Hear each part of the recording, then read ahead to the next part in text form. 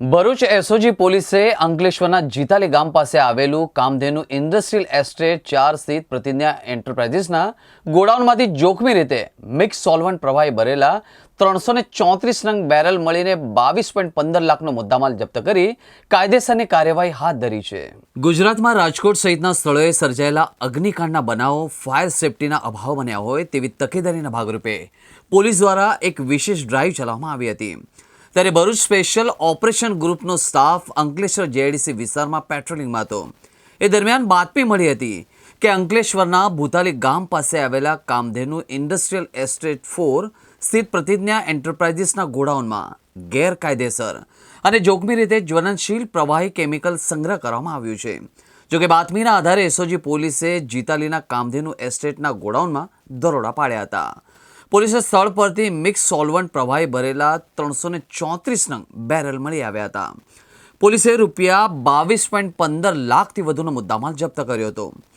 આ સમગ્ર પ્રકરણમાં જરૂરી લાયસન્સ અને ફાયર સેફટી વિના જોખમી રીતે રસાયણ રાખવા બાબતે એસઓજી પોલીસે અંકલેશ્વર રૂરલ પોલીસ મથકમાં ફરિયાદ નોંધાવી વધુ તપાસ હાથ ધરી હોવાનું ભરૂચ ડીવાયએસપી CK પટેલે જણાવ્યું હતું.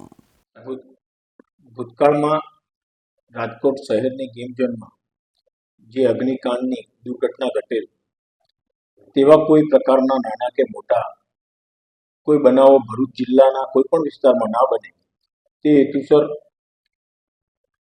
વડોદરા વિભાગના range IGP Shri Sandipsinh sir તથા ભરૂચ જિલ્લાના પોલીસ વડા શ્રી મયુર ચાવડા સર દ્વારા જિલ્લાના તમામ પોલીસ અધિકારીઓને જરૂરી તકેદારી રાખવા માટે અને કાયદેસરની કાર્યવાહી કરવા માટે સૂચનાઓ વખતો વખત કરેલી.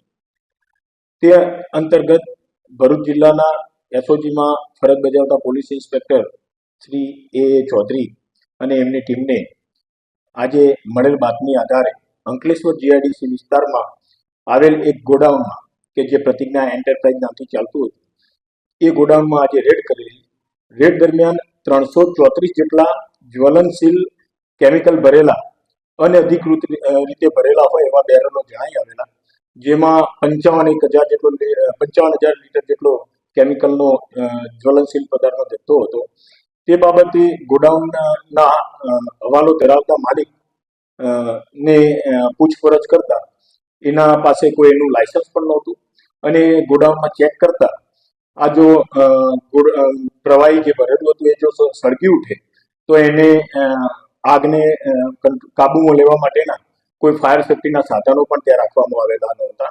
તો આ સંબંધમાં લોકોની જિંદગી ભયમાં મૂકવા બાબતે આને કોઈ કાળજી રાખેલી ના હોય એના માલિકે, તો એના માલિકના વિરુદ્ધમાં અંકલેશ્વર રૂરલ પોલીસ સ્ટેશનમાં ગુનો દાખલ કરવામાં આવેલો છે.